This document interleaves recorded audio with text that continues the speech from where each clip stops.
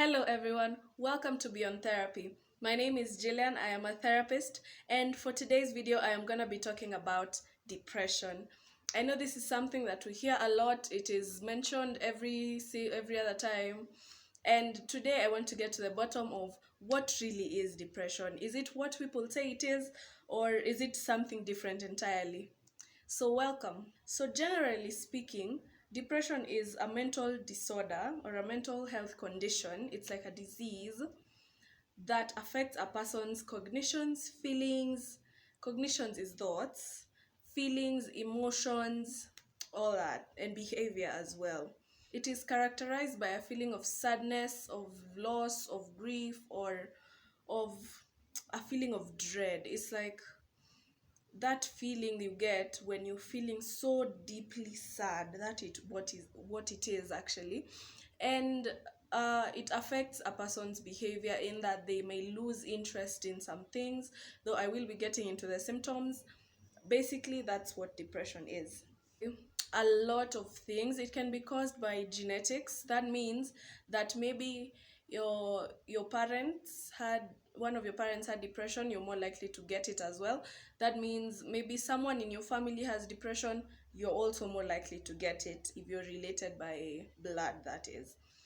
It is also psychological, meaning things can happen to you and they can alter your psychology, your mind, and you can end up getting depression. Instances such as trauma, these are, maybe you experience something so traumatic, you can end up getting depression from it.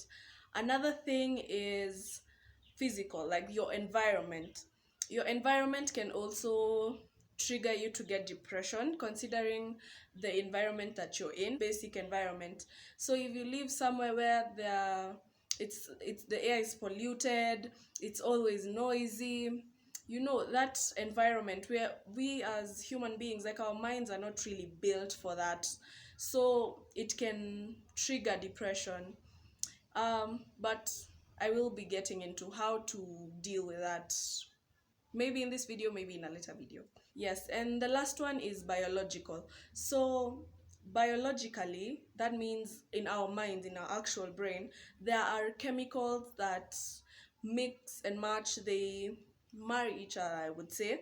There's a way those chemicals work together, and they are needed at certain levels in order to work effectively.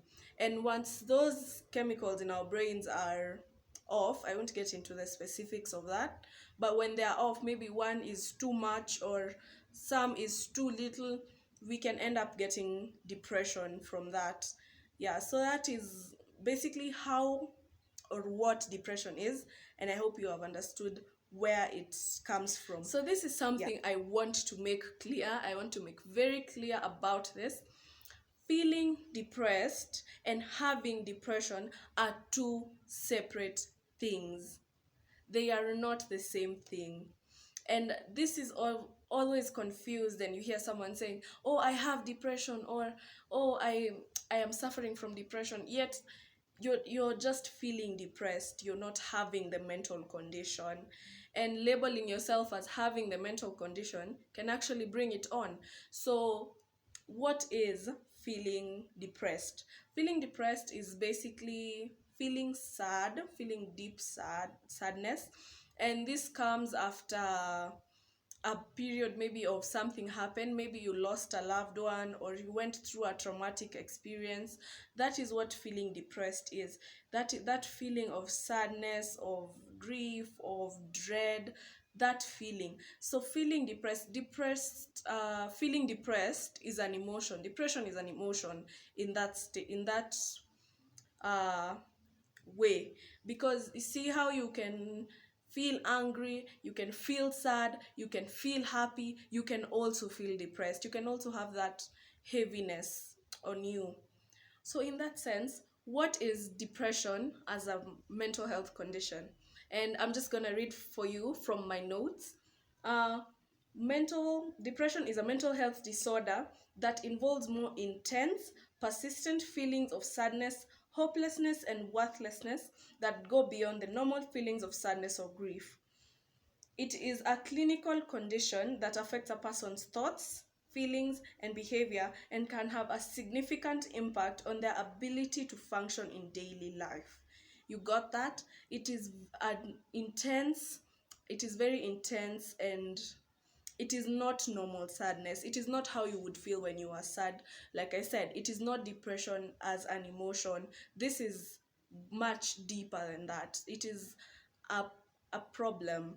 It can also be, you know, it can just happen. It doesn't have to be that something bad happened and then someone got triggered for the depression. It can happen at any single time when a person is suffering from depression. And we've said this can be genetically, physically, emotionally, environmentally caused. When someone is having depression, they can get triggered, their depression can get triggered, or they can be in such a deep state of depression despite the fact that nothing is really happening at that particular time. So it's not like they've lost a loved one or anything like that. It just comes out of nowhere, as people would say, out of nowhere. Basically, it is a condition. It is just how someone would be sick of, maybe they would get a heart disease or a heart attack, but it is not that they have never had a history of the same. It just happened out of nowhere. That is what depression is, and that is how it occurs. It can happen out of nowhere, and as I said, it is normal. It is normal for a person who is going through depression. They just have to seek treatment. And I am going to be making a video on how you, if you have a loved one or a family member who is having depression, I will be making a video on how to best help them, how you can play your role in helping them. In summary, feeling depressed is a normal human experience. Like I said, it's an emotion. It's like getting angry, getting happy, getting sad. Feeling those feelings of sadness is normal. So you don't have to go around saying that you are depressed, or you don't have to put your mind so much into it, because it is a normal thing to go through. It is a normal human experience. But the mental condition, now the mental health condition called depression, now that requires a mental health professional. So either your therapist or a psychiatrist.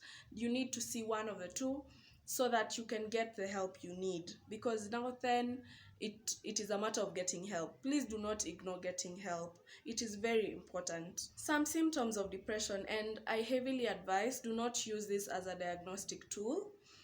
Please, if you feel like maybe you are going through depression or you resonate with the things that I am about to read to you, please reach out to a mental health professional and go and get tested. Yes, there are tests for depression, that we do actual tests. Like, we don't just guess that you have depression. We do tests to check if you have depression. So please go get tested, see a mental health professional so that you can get effective treatment, because that is what people do. You guess, then you start diagnosing yourself, you start treating yourself, and you get worse. There is no point in all of that. Simply find a mental health professional who will be able to help you and treat you according to what you are suffering, because you might think, oh, I have depression, but it can end up being something else. So please do not treat yourself, and do not treat what I'm about to read to you as a diagnostic tool.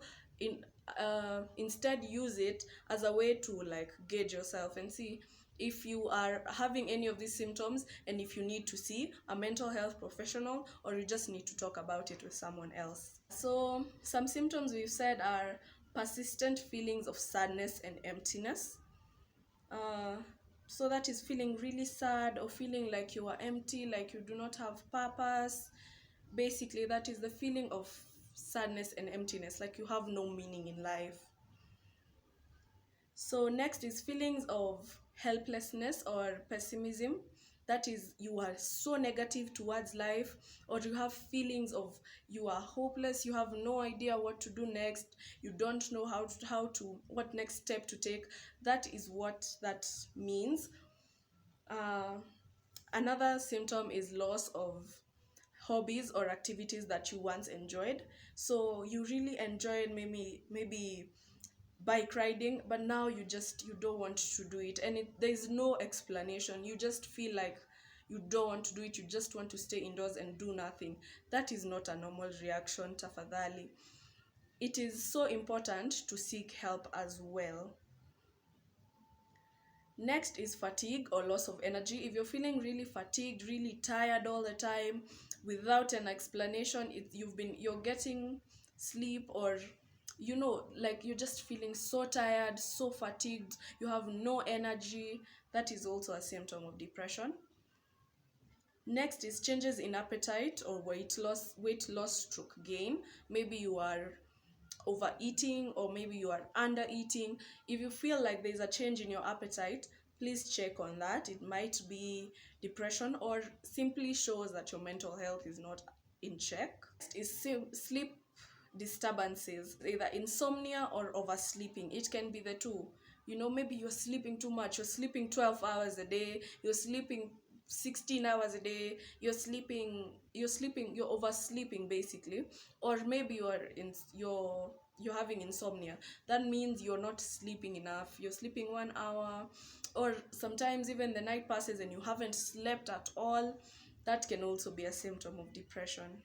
Next is difficulty concentrating and making decisions and/or making decisions. If you feel like you have brain fog, that is, you're not able to think clearly, you're not able to make decisions clearly, you're not able to basically see the world clearly, that can be also a symptom of depression. Next is feeling of worthlessness or guilt. That is, you feel like no one loves you, you feel like you do not have anything to give to the world, you feel like you are worthless, you feel like you do not have any value in you, or you feel you're constantly having feelings of guilt. So you're feeling like, oh, this happened because of me, I wish I would have done this better, I should have done this better. If you're having that, that can be a symptom of depression. And please, please, please, if you're having that, seek professional help. Lastly is recurrent thoughts of suicide. So I am gonna make future videos on suicide to elaborate on what suicide is. But if you're feeling that heaviness of suicide, please do not ignore it. Please do not act on it as well. Do not act on it, but as well, do not ignore it as well, because it can be telling you something. Your mind can be telling you something, that if you've gotten to the point where you feel like you just want to end your life, basically, if you're if you're having thoughts of suicide, or if you have actually made a plan to commit suicide, please do not do it. This is my message to you. Please do not do it. Seek help. Reach out to me. I am always available. My social media, everywhere. I am everywhere on social media. You can reach out to me anywhere. I will be so happy to help. Please do not end it. Your life is worth living. You just haven't discovered how. And let me help you discover how to live more. So lastly, I am going to talk about how to get relief from depression. If you're feeling depressed, or you're actually having depression, these are some things I have seen help people get relief from depression. Number one is seeking professional help. I will say this and I will say this again, and it is not just because I am a therapist. It is because it is actually true. Seek professional help. It is so, so important to seek professional help. Number two is get regular exercise. Get regular exercise. It is really important to exercise. Taking care of our bodies is very important in making us feel better, because once your body feels better, even your mind is better automatically. So getting regular exercise, it doesn't have to be such an elaborate workout plan. You can just taking a 20-minute walk every day, just skipping rope for 10 minutes a day. That's enough to make you feel better. Next is eating a healthy diet. Like I said, we are on the outside what we are within. So if you're eating well, if you're keeping your body healthy, it will show on the outside, it will show in your mind. You are going to think clearly. Stop eating junk, stop overeating, stop undereating. Eat a healthy diet. Is getting enough sleep. I know this can be hard, especially if you're suffering from insomnia or oversleeping. There are things you can do for that, and I will talk about them later. But try as much as you can to get enough sleep. Set up a sleep schedule. Is engage in activities you enjoy. Just push yourself to do activities you enjoy. So if you're not really feeling it, if you love maybe running but you feel like you don't want to do it, just go out and take a walk. Just minimalistically do activities you enjoy. Spend time with supportive family and friends. uh no man is an island, and I always say this: no man is an island. You cannot survive on your own, no matter what society puts it out to be. We really need each other, and that's a fact. That is how we are made. Human beings are social beings, so we need each other. You need a support system, and I will do a video on building support systems and how to build them effectively to your best, I would say, consideration, like that will help you the most. So stay tuned for that, subscribe for that, and subscribe for so much more coming. I am the reason that maybe depression wasn't around so much back in the day is because they were a supportive community. So they would come in, help each other, they would engage with each other, they would do all these things together. And that is why maybe some people say that these things don't exist, because they didn't exist back then. But things have changed. You need to understand that times have changed. These days it's every man for himself, though I really I I don't support that at all, because we really need each other as a society as a whole to grow.